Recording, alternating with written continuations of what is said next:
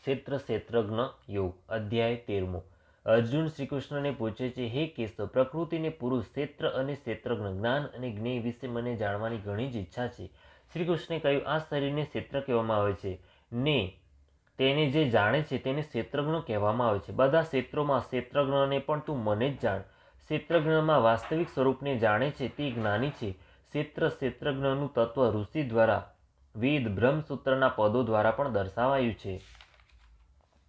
પંચ મહાભૂત, અહંકાર, બુદ્ધિ, ત્રિગુણમય માયા, 10 ઇન્દ્રિયો, મન તથા 5 ઇન્દ્રિયો, વિષયો, ઈચ્છા, દ્વેષ, સુખ દુઃખ, સ્થૂળ દેહનો પિંડ, ચેતના અને ધૃતિ, આ વિકારોવાળું શરીર ક્ષેત્ર કહેવાયું છે. અમાનીપણું, અદંભીપણું, અહિંસા, સરળતા, ક્ષમા, આચાર્યની સેવા, પવિત્રતા, સ્થિરતા, માનસિક સંયમ, ઇન્દ્રિયોના વિષયો પર વૈરાગ્ય, અહંકાર રહિતપણું, જન્મ મરણ, ઘડપણ, રોગોમાં દુઃખ, દોષો જોવા, અનાસક્તિ, પુત્ર સ્ત્રી ઘર આદિ પર મમતાનો અભાવ, નિત્ય ચિત્તની સમાનતા, મારા પ્રત્યે અનન્ય ભક્તિને જ્ઞાન કહેવામાં આવ્યું છે. જ્યારે આનાથી ઉલટું છે તેને અજ્ઞાન કહેવામાં આવે છે. જેને જાણીને માણસો મોક્ષ પામે છે તે જ્ઞેય શું છે તે કહીશ.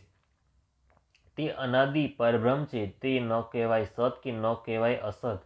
તેને હાથ પગ, આંખ, માથું, મોઢું, કાન છે. આ લોકમાં તે બધું વ્યાપીને રહેલ છે. તેને વિશે બધી ઇન્દ્રિયોના ગુણોનો આભાસ થાય છે. તે ગુણ રહિત છે છતાં ગુણોનું ભોગતા છે. ભૂતોની બહાર અંદર, ગતિમાન, સ્થિર, દૂર, નજીક છે. તે અવિભક્ત છતાં વિભક્ત જેવું છે. તે પ્રાણીઓનું પાલક, નાશકને ફરી ઉત્પન્ન કરનાર છે. તે જ્યોતિઓનું પણ જ્યોતિ છે. તે અંધકારથી પર, જાણવા યોગ્ય,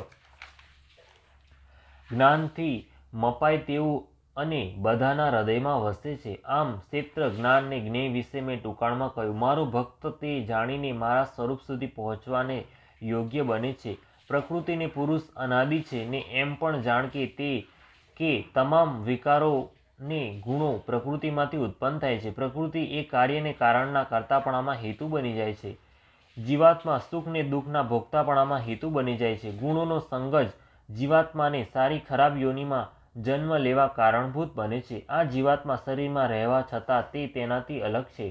તે પાસે રહેલો હોવા છતાંય કેવળ દ્રષ્ટા છે. કામ કરવા દેનાર છે, પાલન કરનાર છે, ભોગવનાર છે. તે પરમેશ્વર પરમાત્મા કહેવાય છે.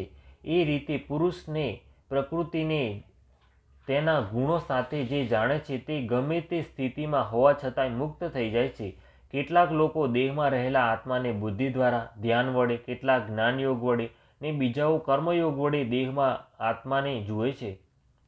આ રીતે નહીં જાણનારા બીજાઓ તો સાક્ષાત્કાર પામેલા છે. તેમની પાસેથી સાંભળીને જે ઉપાસના કરે છે તેઓ નાશવંત સંસારને તરી જાય છે. હે અર્જુન, જે કાંઈ પણ સ્થાવર જંગમ પ્રાણી ઉત્પન્ન થાય છે તે ક્ષેત્ર અને ક્ષેત્રજ્ઞના સંયોગથી ઉત્પન્ન થાય છે. તેમ જાણ, જે મનુષ્ય સર્વ પ્રાણીઓમાં સમાન રહેલા પરમેશ્વરને તે પ્રાણી નાશ પામ્યા છતાં જુએ છે તે ખરું જુએ છે. તે સચ્ચિદાનંદ રૂપ આત્માનો તિરસ્કાર કરતો નથી ને છેવટે તે મોક્ષ પામે છે. જે પ્રકૃતિ વડે કર્મો થાય છે તે આત્માને અકર્તા માને છે તે જ સાચું સમજે છે. જુદા જુદા પ્રાણીના ભાવ એકમાં રહેલા છે ને તેમાંથી વિસ્તાર પામેલા જે જાણે છે તે જ બ્રહ્મત્વને પામે છે. પરમાત્મા અનાદિ ને નિર્ગુણ હોવાથી અધિકારી છે. જેથી કરીને શરીરમાં રહેવા છતાં પણ કાંઈ કરતો નથી ને કર્મફળથી લેપાતો નથી. દેહમાં રહેલો આત્મા દૈહિક ગુણોથી દોષવાળો થતો નથી. હે અર્જુન, જેમ એક સૂર્ય જગતને પ્રકાશિત કરે છે તેમ આત્મા સમગ્ર શરીરને પ્રકાશિત કરે છે. હે અર્જુન, જે જ્ઞાન દ્રષ્ટિથી ક્ષેત્ર ક્ષેત્રજ્ઞના ભેદ ને માયામાંથી છૂટવાના ઉપાય જાણે છે તે જ બ્રહ્મત્વને પ્રાપ્ત કરે છે. ઇતિ શ્રીમદ ભગવદ્ ગીતામાં શ્રી કૃષ્ણ અર્જુન વચ્ચે થયેલ સંવાદમાં ક્ષેત્ર ક્ષેત્રજ્ઞ યોગ નામનો 13મો અધ્યાય સંપૂર્ણ.